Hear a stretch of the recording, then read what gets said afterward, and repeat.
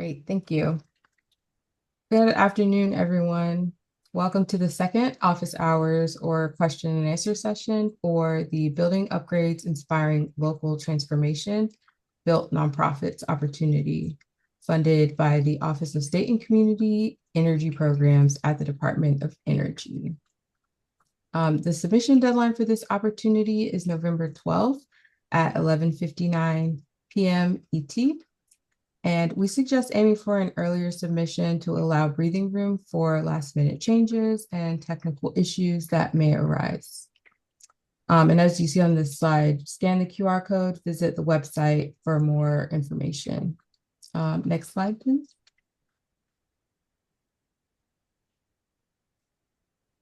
My name is Haley Harrison, and I'm representing TWX, a new innovation hub managed by RTI International in support of the Department of Energy.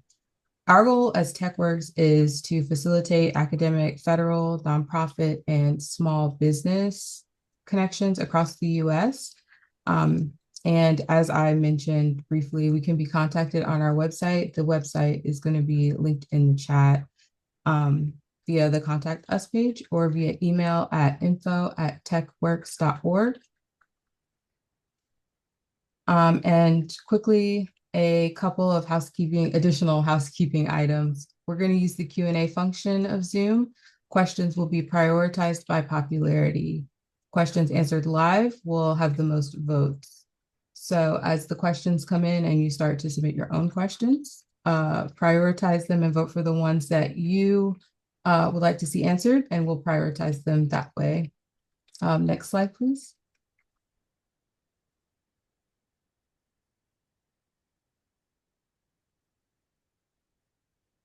Next slide. Oh, thank you. Sorry.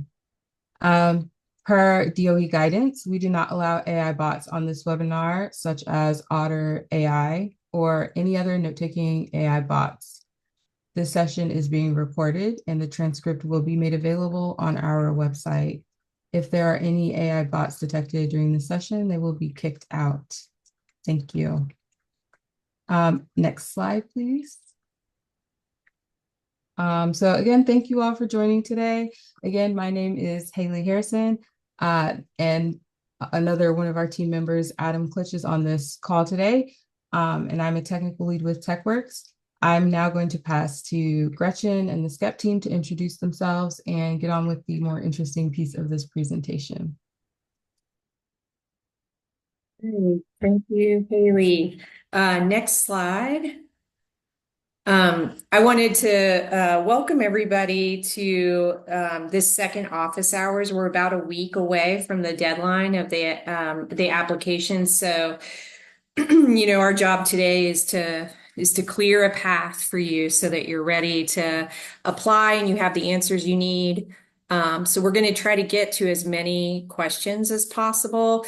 I also wanted to, I'm going to let my DOE colleagues introduce themselves prior to their portion of the presentation, but we do have Sydney Applegate here to speak about the Better tool and provide some guidance around that tool. So if you have specific questions about Better based on previous presentations or information that you saw on the website, please put those in the Q&A too, because we want to make sure we address those. Lucky enough to be able to have that expertise here on the call today. As Haley mentioned, this grant opportunity comes from the state and community energy programs within DOE. This is a bill-funded grant. And basically, SCEP's really focused on working with community partners. You see the list there: government, tribal governments, state and local governments, nonprofits like yourselves, to invest in place-based energy projects. So that's why this opportunity is really exciting, to be able to invest straight into the nonprofits serving our communities. It fits right in line with what SCEP's focused on. And you can see our Secretary of Energy there announcing our previous grant at one of our food bank partners. So I know there's going to be a lot more interaction at the community level through this built opportunity as well. Next slide. Okay, so just a little overview of what we're going to talk about today. We'll give a high level. I mean, by now, I think a lot of you know the details around built nonprofits, but we'll make sure that we cover just the high level requirements for the grant. And then, like I said, an overview of the Better tool. So we'll dig into that again. And then we really want to get to the Q&A so that we can make sure we're addressing as many questions as possible. So we'll spend the second half of the time here together answering questions. So keep them coming. Next slide.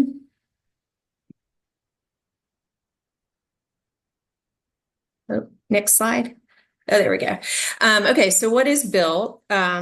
Built is a grant opportunity for 501c3 nonprofits that own and operate their buildings. So this is language from our provision, and that's the basic requirement for this funding opportunity. You must be a 501c3 nonprofit organization, and you must own and operate your building. You are eligible through this grant to receive up to $100,000 for energy efficiency equipment and installation. This grant opportunity, also as dictated by our provision, has a 20% cost share requirement. So you can receive $100,000 in DOE funding, and then you would bring the 20% cost share requirement. And that cost share can be brought in the form of in-kind or monetary, donated items. Oops, there we go. And so just, in our previous slide decks that are posted on the website, there's more information around how to calculate the cost share, but that's something that's required and that, we ask you to speak to in the application process. This is a real opportunity to, all those building upgrades that, you have been meaning to get to in your building and you want to possibly, implement higher efficiency equipment. This is a grant that is a perfect fit for you if you're a 501c3, own and operate your building. Are you looking to replace your HVAC unit? Could you replace your HVAC unit with a higher efficiency, unit through this grant opportunity? Yes. And then, that's hopefully, those are the types of projects that we expect to see through this grant opportunity. And you can see here, there is a reporting requirement for this grant. And so you must be able to, in the application, I think, indicate your need, how you're going to measure your efficiency goals and also community impact goals, how you're going to bring this cost share. You must have the capacity to do those things in order to apply. Next slide.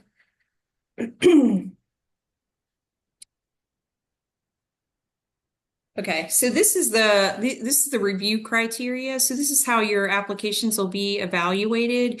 I won't read through this because I'm finding myself going into way more detail, and I definitely want to get to questions. But the big thing to report or to remember here is, particularly in criteria 1, these are estimates. These energy related impacts that what do you anticipate saving?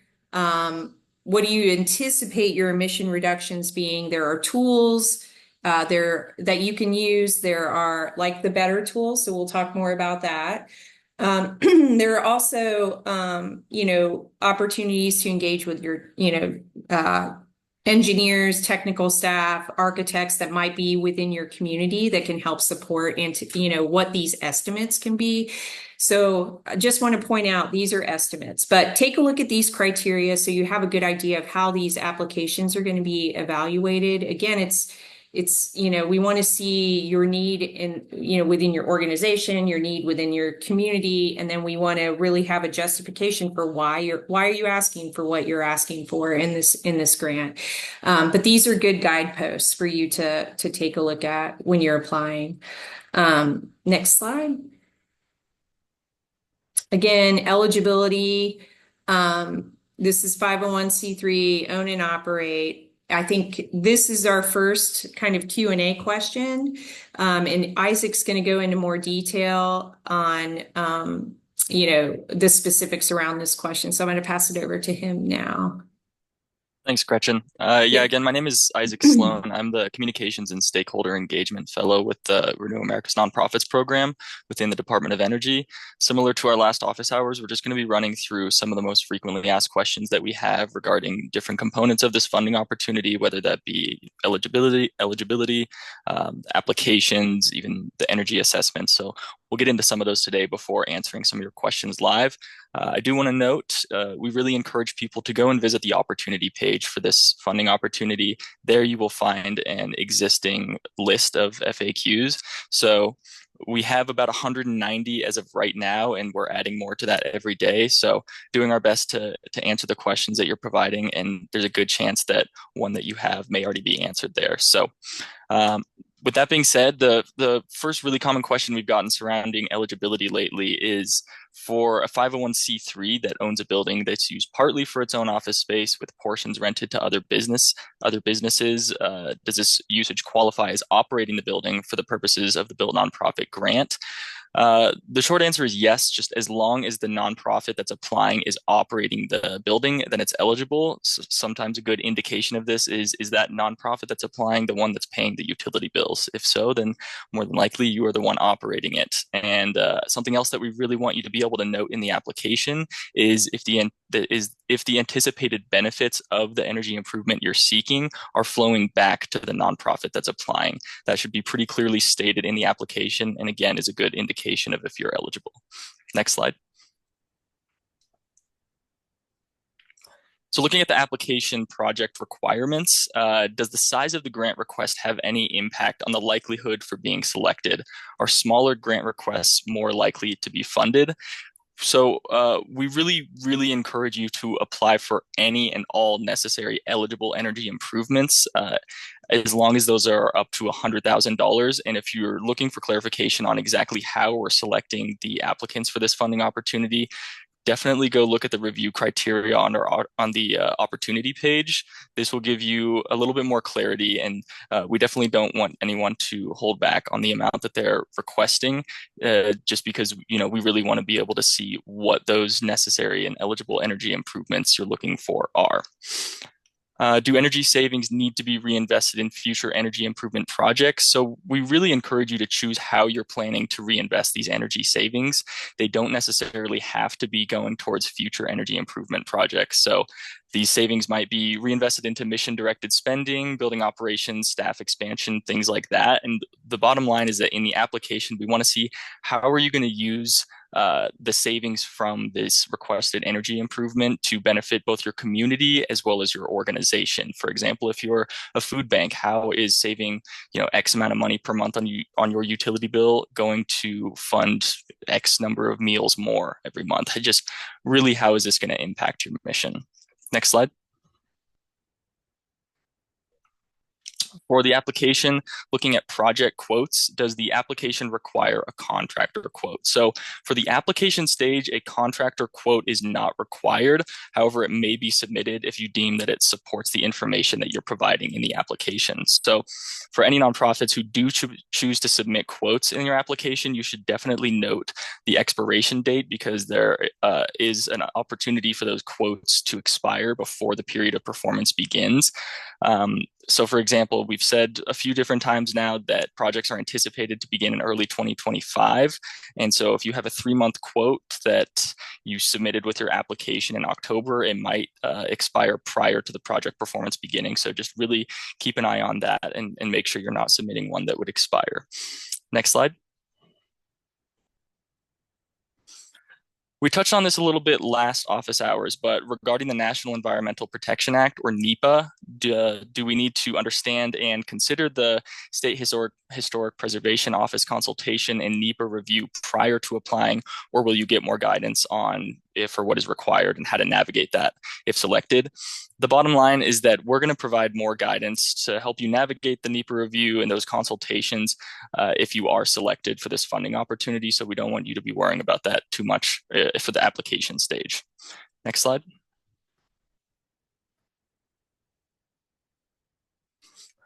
Something we've gotten a lot of questions about regarding the Davis-Bacon wage requirements is, can you explain how to comply with the Davis-Bacon wage requirements for this built grant? How does this look when an organization has a contractor who simply gives an invoice for us for installation work?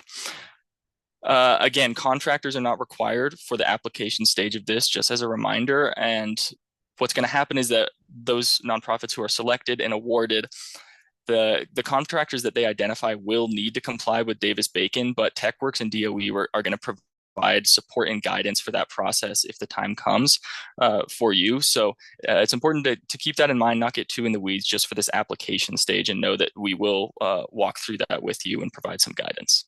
Next slide.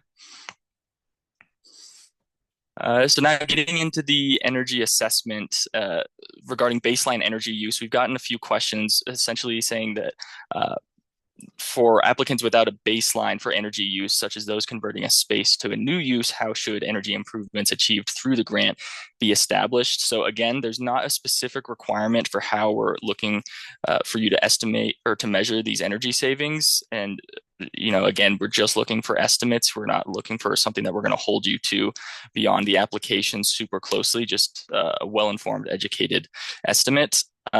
But energy efficient fixtures and appliances can definitely be compared to traditional alternative fixtures and appliances. So you can measure against code minimums as a baseline. And if need be, we definitely encourage you to consult with a technical expert if possible. And just as a note for applications, benchmarking is not required during the application stage, only the energy savings estimates related to the investment. Next slide. Again, energy assessments, looking at the better tool. So a really common question that we've gotten is, my building type is not listed in better, what should I do? So there are really two options that we recommend you go with.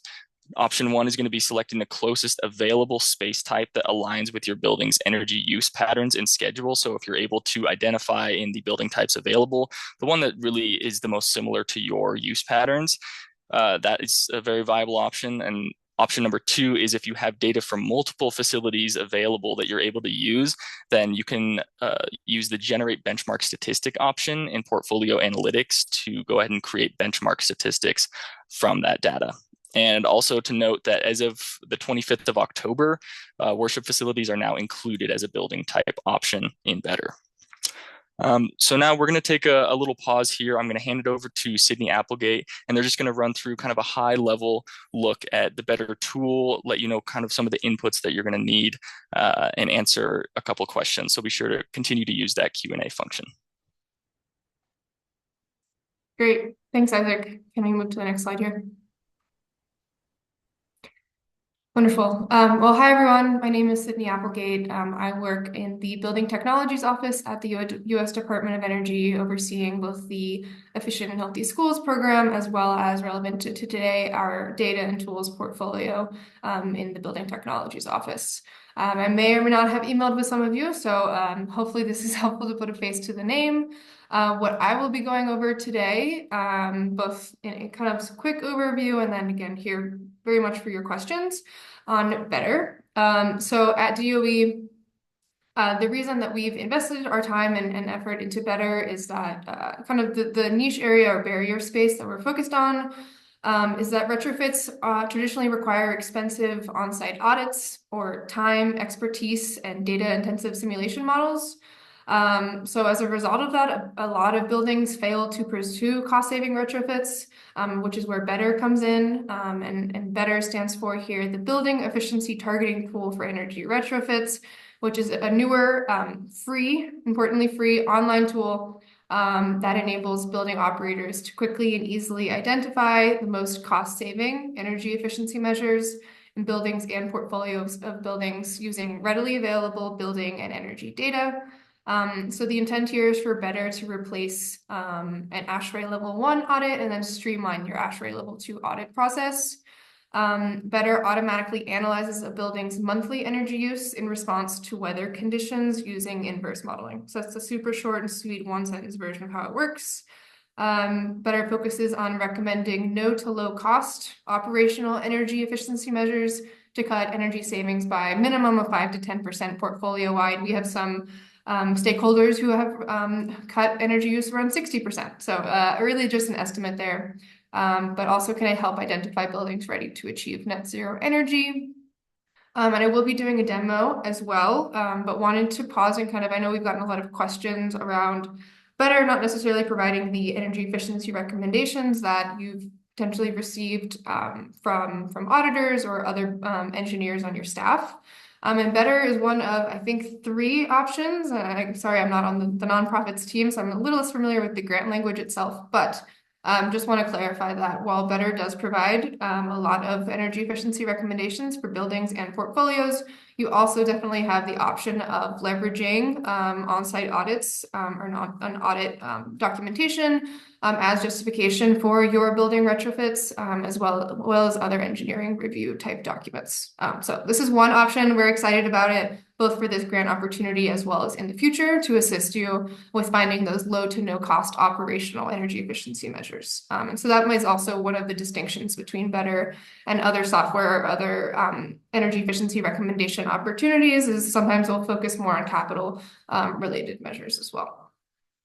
So again, how it works, simple inputs, fast analysis, actionable portfolio, and building level insights. So for Better, what you need is your 12 months of utility data, the location of your building, so building address, building size, or gross floor area, and then building property type, so say recreation center, and then the tool then benchmarks the building's electric and fossil energy usage against its peers. Better then compares the results to average performance based on building type and location, and then generates a change point model using recorded monthly utility data and NOAA weather data at the location of that facility or portfolio of facilities to then quantify energy and cost and greenhouse gas reduction potentials at the building and portfolio levels, and recommends energy efficiency measures to decarbonize and electrify buildings and portfolios. Okay, so with that, I'm excited that I get to now screen share, which is always a fun time for me on Zoom, and give a demonstration of Better. Okay, here we go.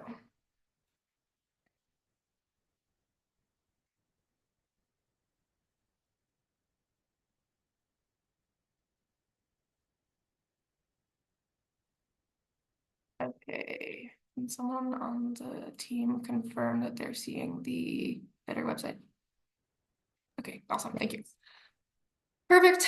Okay, so first I wanted to start up on the landing page. Thank you, the chat person, to show you kind of a couple of resources that will be important in the next couple of days. First of all, this is the homepage.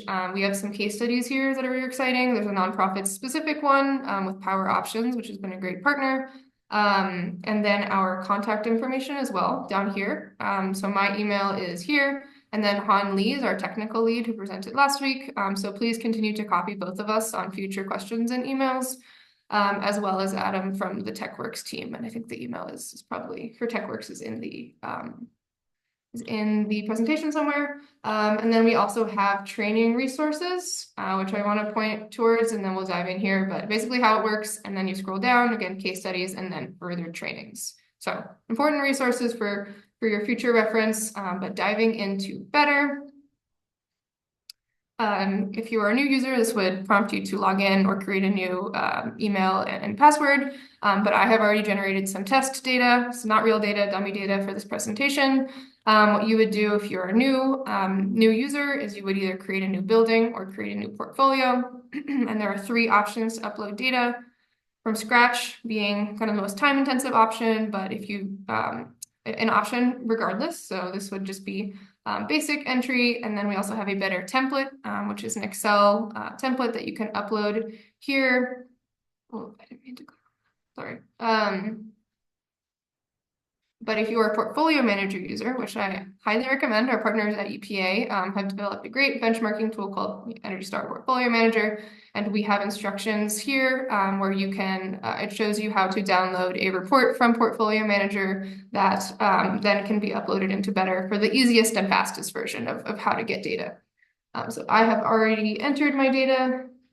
But for you, what it would look like would be, if once you've uploaded your data, it would send you to this page. You would be able to check, these are my properties. Yes, these are my the property types, etc. You would click on the Portfolio Analytics tab, click on the portfolio, and either add new analytics, or this one has already been run, so it's loading, and it's a very fast process, again, fast analytical engine. So it would pop up with your portfolio summary report first. And so in this circumstance, we have 32 multifamily facilities, total floor area, as well as your cost savings being some of those really critical numbers right up front. Cost savings, energy savings, emission savings, and then throughout these reports, you're going to have some options to toggle on and off. Just calling that out for later when we're going to be downloading and printing this report. But focusing on the key sections of these reports, we have the top energy efficiency measures, and you're going to see these numbers on the right. These are the numbers of, this is the number of facilities within your portfolio that measure relates to. So this is, again, test data. So 32 out of 32 of our facilities would benefit from reduction in plug loads. And you can, click directly into those buildings that this is relevant to from here. Describes what reducing plug loads mean, as well as general resources on that, as well as specific actions, and then resources on those actions within these measures. So that would be maybe replace clothes dryer if we're talking about improving the efficiency of your equipment in your facility. Okay, moving on to the next section here, which is this portfolio benchmarking view. This is only available at the portfolio level because what the intent here is to help you compare and decide on which facilities are good candidates for operation and maintenance tune-ups. So these would be facilities in kind of your mid-range of energy and financial performance, so that you can then apply those operations and maintenance best practices across your portfolio. Which of your facilities are high performers? So design, technology, and operational best practices can be shared across the portfolio. Sorry, for the high performing, not necessarily the medium performing facilities. And then the last bucket being your worst performers, both in terms of energy use as well as cost saving potential that then may require audits and or higher capital investments due to those higher energy costs and higher cost saving potential values. Yep, so that's what the value of that section is. And then we have a table format here, if that is useful to you, that you can toggle and prioritize in the list function. And from here, you can also either directly download or directly go to one of your facilities that you're interested in. I think the one that I was looking at before is, I think it was property 24, but I just wanted to make sure. Great, okay, cool. So I clicked on property 24, and then I think my understanding is that you guys would be mainly focused on the building summary report. So I'm going to talk about this for a minute. It's similar to the portfolio report in its structure and information. It has the high level information here: cost savings, location, building type, and also the ability to toggle for more information.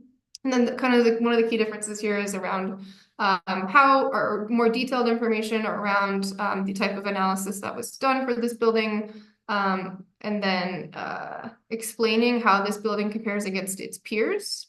So this section here is around the benchmarking component. So this is saying the base load of this building is poor compared to its peers. It's a little better in terms of the cooling slope and really, really bad for the cooling change point. And those I know can be kind of really technical terms, which are defined down here.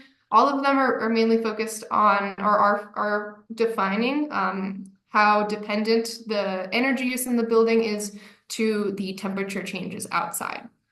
So that's kind of the general trend here, but just wanted to show that this is useful in terms of benchmarking your facility against either other facilities in the portfolio or the national reference of like this one multifamily property against the thousands of properties that are in our reference statistic that this building is being compared to. And then similar to the portfolio level, we also have the top energy efficiency measures for this facility, resources, and then specific actions within the within this measure. And I think that is it for the building level report. Before I pass it back over to Isaac, I wanted to flag a couple things. One is that there are two types of analysis. One that I think were alluded to earlier in one of the FAQs that Isaac was talking about. One is the ability to compare one or more facilities against our national data set. So that is available for schools, libraries, offices, multifamily housing in the US. And so if you have one property, or one of those properties, you can compare against the national statistic. If you have 30 or more of a single type of property type, then you can use our generate option, which then would compare each of the facilities against each other in order to still get the analysis and the energy efficiency recommendations that Better can provide with a much broader set of property types available for that functionality. And then I think the last thing I wanted to call out was the downloading option. So I think the way that you can download from here, but you would then need to be able to log back in. So the way I think that the nonprofits team would like you to do so is to find the print option on your screen and then print a PDF. And while you're doing that, just make sure that you have expanded the sections of the report that you want to be included up and uploaded into your application. Cool. Don't necessarily think we need to wait for this PDF to load. I think my internet might be slow. Okay, yep, great. All right, I will pass it back over to Isaac. Awesome. Thanks so much, Sydney. We do have a couple of questions that we've gotten in the Q&A that if it's all right with you, I can just read them out and then maybe you can give us an answer to the best of your ability. Sounds good. Awesome. Okay, so this first one says, I'm assisting a 100-year-old church building with their application. Their building is all masonry with drafty stained glass windows and an old gas heater. The analysis of the energy bill says there's no possible improvements even when the R value is set as low as 0.01%. Can you maybe identify anything that they can do in Better that might resolve this, or anything that a reason why there might be showing that there are no recommended improvements?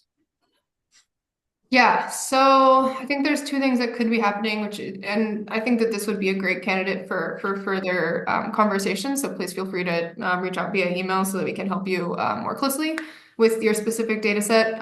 But option one is that there was some errors with the utility data that was uploaded. Totally normal. Like sometimes you upload 11 months instead of 12, and then Better won't necessarily tell you that there are issues with the data or what the issue is. Sometimes. So it could be, some sort of error with the upload process, or what could be happening is that I was showing like on the buildings page, kind of this change point model section, the benchmarking your facility against others section. And so if your facility, the operations of your facility do not appear to be weather dependent, so that change point model would just be showing a flat line. In that circumstance, you would not be recommended measures. It's very rare opportunity, which is why I started with there could be potential issues rather than not necessarily recommending measures. Perfect. Thank you so much. Another question that we got is for a museum, we have entered all of our utility bill data and can't seem to generate a report. Do we need to gain access to the REST API in order to generate reports? We get a message when we try to run analytics that Better does not have benchmark statistics for the building type museum. Yes. Okay. So I think it could be two things happening here. I'll just talk through it. I was like, I want to screen share, but first of all, I would make sure you're using the generate statistics function rather than the benchmark statistics function, because museum is in the bucket of facilities that you can still generate an analysis for, but it would be with 30 or more museum facilities, and it would not be working for the national reference statistic since we do not have a national statistic for museums. I would make sure that first. Secondly, I would make sure the specific property type name matches exactly with what is listed in Better right now. So I've heard that, for instance, if you enter church, it would not show up because it has to be worship facility in Better. So could be a similar thing happening. Museum is less likely, but just something to call out. And then I think the third component is to make sure that once you've uploaded. Okay, I actually do want to screen share for this if I could. Once you have uploaded are you seeing the report again? Mm-hmm. Okay. Once you've uploaded your data, it's going to only show you this page. And so you need to make sure to go to the portfolio analytics page and then add a new analytic for your facilities. So I would be going here and selecting multifamily housing, and then selecting the type of statistic that I want to use. And this is again where I would make sure you're selecting the generate option, and then clicking create button. And if there are further issues, again, please reach out to us. Awesome. Thank you so much. And I think we're going to do one more question just before we jump back into the tail end of the presentation and get to more questions in the FA or in the Q&A. But this last one that I have for you is, what should I do if I use better and my building analytics, and in my building analytics, everything comes up as NA or 0. I have 12 consecutive utility bills. It says that there is no reasonable change point. Yeah, this is hard to answer, I think, without looking at the data, unfortunately. Yeah, this is something that we could definitely help with if you send us the data that you uploaded, and we can talk through it more. I think would probably be the best rather than me guessing. Sorry. Perfect. Yeah, no worries. I think we're going to go ahead and jump back into the rest of the FAQ right now, and we'll definitely come back to you if we have more questions regarding better, but thanks so much. Yeah, thank you. And good luck everyone with your application and better use. All right, so now just looking at the last few questions that we have in our FAQ, this one regarding cost share. Oh, if you can jump to the next slide. Yeah, looking at cost share and allowable cost share, one question we've gotten a few different times is, can payments made to construction project management firms and private energy auditors meet the cost share requirements? Payments made for the energy equipment or installation can definitely be used for the cost share requirement. However, since the grant is not allowed to pay for work performed ahead of the period of performance, energy audits for the application can unfortunately not be counted as cost share. And just a reminder that if you are relying on the monetary cost share, then this can come from sources like the operating fund for your nonprofit, an endowment, or any rebates and incentives that you're able to qualify for and leverage. Next slide. Looking at documentation, is there a preferred form of documentation that you would like to see to demonstrate the in-kind cost share? So applicants should provide a cost share letter of commitment in the applicable part of the application. And in this, you specify the amount of the cost share that will be provided, as well as the source, and details on how exactly to document cost share will be provided after selections are made. So we wouldn't have you worry about that until, after selections are made, and we'll provide a little more guidance. But for example, proof of this cost share may look like a letter from a contractor who is donating labor and what the estimated cost for that labor would be. Or say you have a board member on your nonprofit who is an engineer and is able to replace lighting, then they can submit a letter just kind of touching on their qualifications and saying that they're able to donate this kind of labor. So just a couple of examples of what that proof of cost share documentation can look like. Next slide. Last, for post-award, looking at contracting and invoicing, can the funds be used for equipment purchase within 12 months but not installation? Or does the grant require purchase and installation? So the grant does require the purchase and installation of energy improvements. So the grant the grant funding may cover the cost of equipment. However, there does need to be proof of installation within the grant period, essentially. And can you provide more information on payments and the milestone structure? So the payments that are going to be made through this funding opportunity will be made directly to the nonprofit organization based on progress towards milestones throughout the period of performance. And these milestones and the associated deliverables and the percent of the total award amount that's being paid to the nonprofits will be determined during negotiations. So there will be a dialogue of that between the selectee and TWX. Next slide. So just looking at some of the key dates for this funding opportunity, I know we're getting close to the end here, but just some important things to note. This is the last office hours that we're going to be doing, and the application deadline, like Gretchen touched on earlier, is coming up next week, November 12th.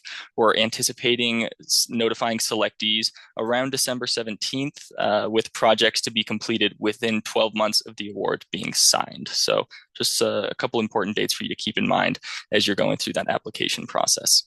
Next slide. Great. Well, yeah, now we will go ahead and open things up to you guys and start to answer as many questions as we can that you've posed into the Q&A. Great, thank you.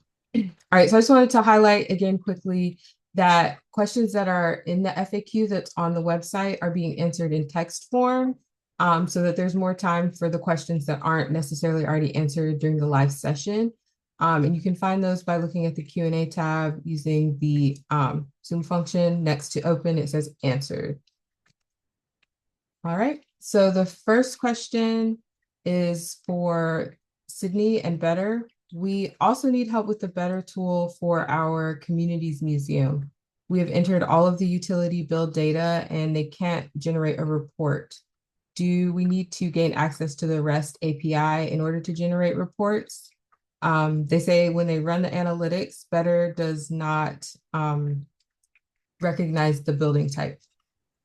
Haley, we did give this one to Sydney earlier, so I think we're just going to ask that the individual who asked that to go ahead and follow up via email so that we can provide a little bit more guidance and get some more context for that. But we'll definitely try to answer that as quickly as possible. And I think we can go ahead and move to the next question.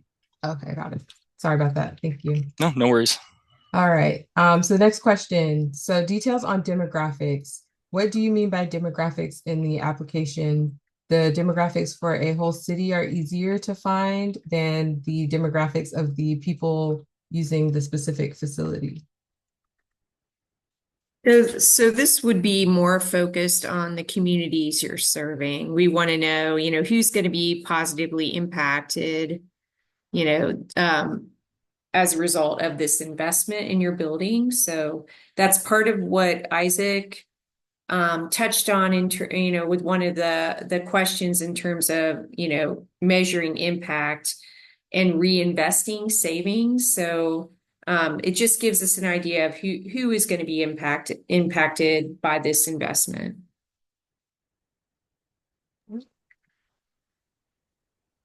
Okay. So the next question.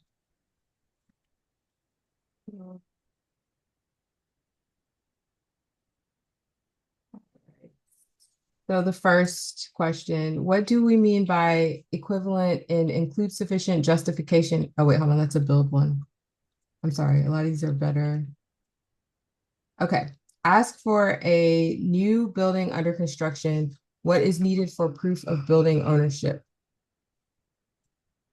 Yeah, I mean, ideally, we're going to want a deed or a title for that building. We are accepting, so we're going through the process of, accepting other forms of proof of building ownership for our other grant programs. So I think, again, ideally, you would be able to provide a deed or a title. If you don't have that, then please provide the documentation that you think best, legally shows that you own the building. And then we could evaluate it from there. For energy savings, do you expect answers in therms, BTUs, or dollars? Well, we have an energy cost savings category, so that would be your savings in dollars. Typically, we would see savings in BTUs, I think, primarily for this grant. Yeah, that would be a preference. I don't know, Sydney, if in Better it shows the savings numbers in therms as well. Is it? You have the option of uploading different units, so I think that would be the main thing. I don't know if it then converts to SI units or oh no, you can switch on and off actually. Yeah, it's up to you. Whatever works best with the data that you have Better can use and we'll provide to you. Great, thank you. I wanted to, Haley, can I ask Sydney while we have her one quick question that I saw pop up was kind of a common thread too, was about the houses of worship. And I know that was recently added to the tool. So I just wanted to clarify the timing of that. So if folks did it, put their data in a couple weeks ago, it likely wasn't in there. Is that correct? So they should, what would be your advice? Yeah. Yep, yeah, it was added. I think that Isaac had it on that slide on October 25th, 2024. So if you were Okay. trying to use better before then, it wouldn't have worked, but please try again. And again, making sure that you're using the specific terminology that's listed on the Mhm. Better website for the property types that can be uploaded into Better. Yeah, so Thank you. public libraries versus libraries is one that we've heard recently. Perfect. Thank you. Sorry, Haley, back to you. Okay, next question. Can you give more information on federal compliance requirements related to the award of this grant opportunity?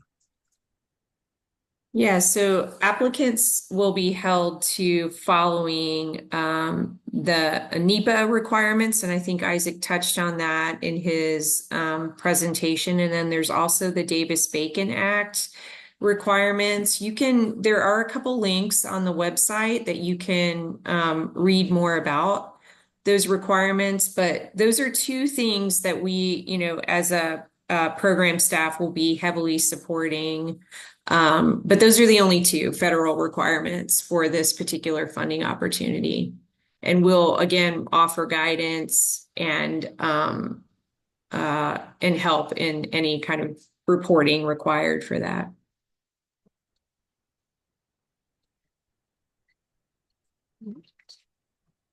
Okay, so here's a question. It's based on like the energy savings from the Better report, but they're asking more about how are you going to weigh submissions for the grant when it comes to emissions reductions versus energy savings? And then the second piece of that is how specific should applicants be when they describe energy savings and how they translate into community benefits? Um, so we're, the savings numbers that we ask from you are estimates at this point in time at the application stage. If you become an awardee, then we will want to be able to measure specific savings numbers related to this investment. But at this point in time, it's your best guess, and we want to know, how are you identifying those percentages? How are you determining those savings numbers? And that's where Better comes in. That's where an audit is helpful. That's where, documentation from a technical expert that you might have on your staff is really helpful too. So those are ways that you can, those are tools and resources and people within your network that you can tap into to help get estimates for these savings numbers. And it's also documentation to help justify, like, this is the need, and this is how we decided this is our a good investment for our building. In terms of how it's translated to community impact, we want to hear as much detail as you're able to provide on, and again, this is estimated too, right? Because you don't ultimately know your final savings numbers here, but with the savings that you're going to see as a result of this investment, how do you plan to use that? Will you invest it into your current staff expansion, program expansion, more meals served for your community? So as much detail as you can provide around, how this will translate to community, and your mission ultimately, and that can be organizational community, that can be your larger community that you're serving. We would like to hear that in this application. Thank you. Mhm. Okay. So I have two questions for Isaac to answer live. What if our nonprofit foundation owns the building and leases to our nonprofit? Can our operating nonprofit that leases apply for this application? Yeah, so one of the base qualifications for this funding opportunity is going to be that the nonprofit owns and operates the building. So the leasing nonprofit wouldn't necessarily be able to, but the owner of the building, that nonprofit could, and they would definitely need to just indicate how the anticipated or estimated savings from that energy improvement that they're seeking would impact them specifically. So as long as they meet those base qualifications of owning and operating, then that's a strong first step. Thank you. And the second one for Isaac, if we have an energy audit, do we need to complete a Better or Energy Star portfolio report? Yeah, so for this portion of the application, we're just looking for an energy assessment. The Better tool is just an option if a nonprofit applicant is looking for a way to conduct this energy assessment and maybe doesn't have an audit already at their disposal. So if you do have an existing energy audit that does qualify, then this will satisfy the requirement for that energy assessment. You don't have to do an audit as well as use the Better tool or Energy Star portfolio.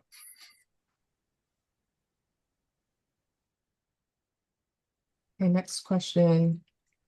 If awarded, how and when would we report energy savings and improvement outcomes?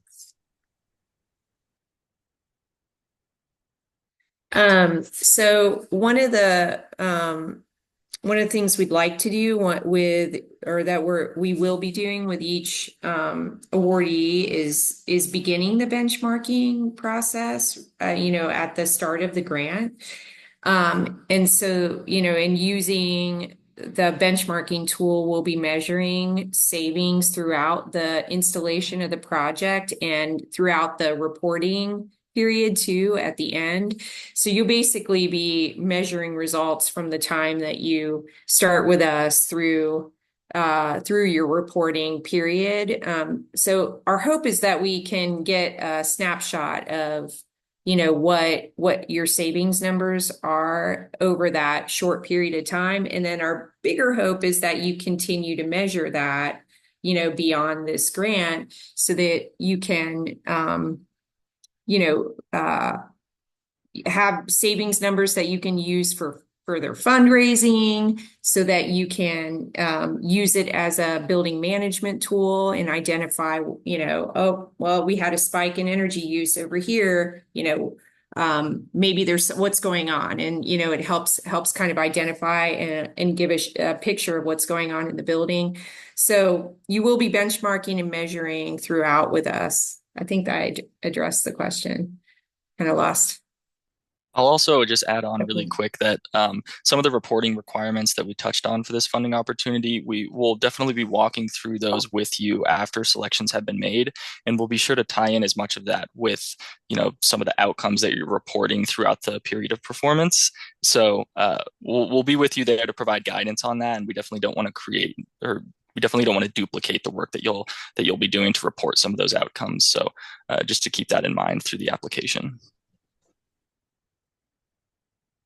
Thank you. Will there be another opportunity to apply for these grants? Unfortunately, I just heard about this grant. There's still time. There's still time. At this moment, we don't have another grant opportunity to announce. We hope that changes in the future, but at this moment, this is it. This is the grant opportunity that we're releasing, and we hope you can apply. We think the application is hopefully quick and easy, especially if you have upgrades that you've had on your list to make, for quite some time, and you're a 501c3 nonprofit that owns and operates your building, please submit your application. And hopefully we will have another one to announce.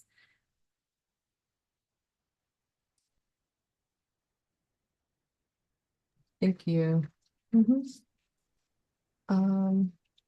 see.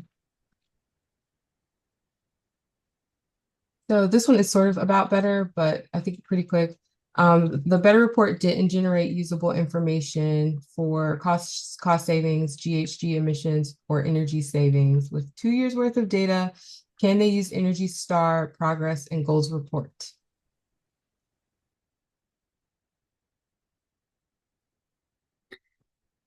I'm not sure. Can you repeat the last part, Haley? I'm sorry. Can they use Energy Star, Progress, and Goals report? Right, for their justification. Mm-hmm. Yes, you can use that uh it would show, it doesn't get the one thing about Energy Star is it doesn't give specific upgrade recommendations, but it would justify like where you're losing energy, would show you what's going on in your building. I don't know if Sydney, if you have anything to add related to that, but it won't tell you, it won't give you recommendations like Better will. Yeah, I think the most useful piece of information, most likely from portfolio manager, would be the score, 1 to 100 score, so that you could benchmark your facility against its peers. So if you have a score of 20, then you would know that you have a lot of work to do in your facility. Thank you. Okay. Let's see. So the question is just written as, can you explain new construction projects must be able to show demonstrable efficiency measurements and verification?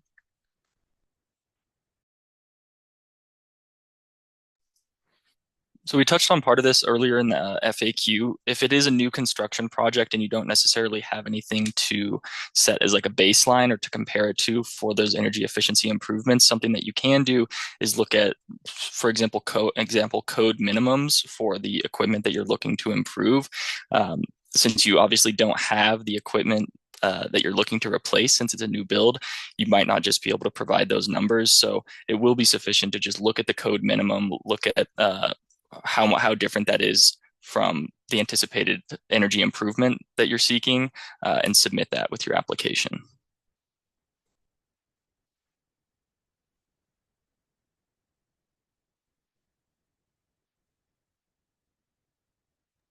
Thank you. Got a couple of minutes left and a couple questions. Is there a requirement that the quote related to costs be dated by a certain date? The upload section does seem to require proof of costs, so we thought a quote was required. What else can be attached? The quote is not required here, but you can attach that. You can attach a quote. I think what Isaac had mentioned earlier is important to remember that if you get a bid from a contractor, you get the quote, pay attention to the expiration date, the date at which they'll hold that price. And that might be something that's negotiable, because, you want to possibly be able to hold that to them beyond a 3-month period. So that's the only thing we were kind of flagging for everybody with that, but it's not required, but it is an added piece of information if you have it. I would attach it to your application.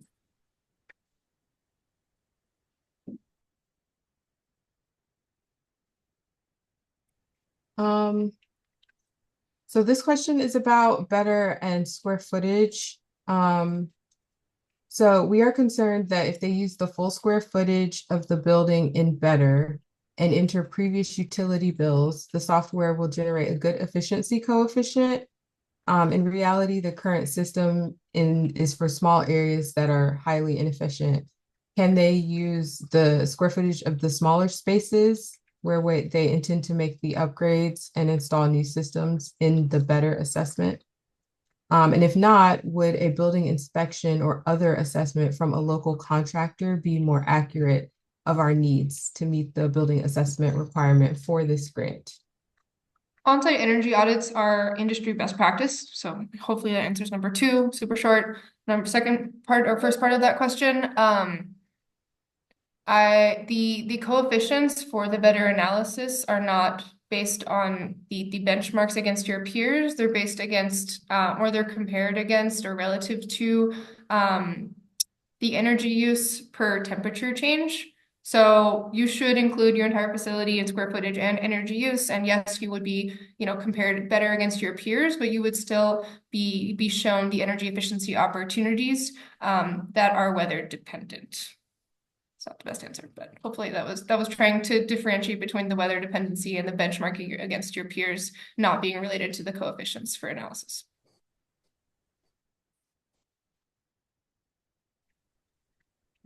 Thank you, everyone. So we're at time. We're at 4 o'clock.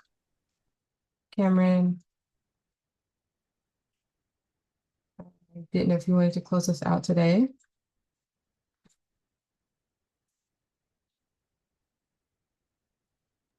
All right. Well, thank you everyone for joining. So all of the Yeah. questions are recorded. We will be answering them. Thank you for all the questions. Thank you for bearing with us as we get through all of these questions today. We really appreciate your time and your effort and patience. So thank you so much for joining. The recording will be made available in a couple of days. Or no, I think it should be available quickly. But that's it for me. Anyone else have any closeout remarks? Yeah, just a reminder, the applications are due November 12th by midnight, 11:59, actually Eastern. We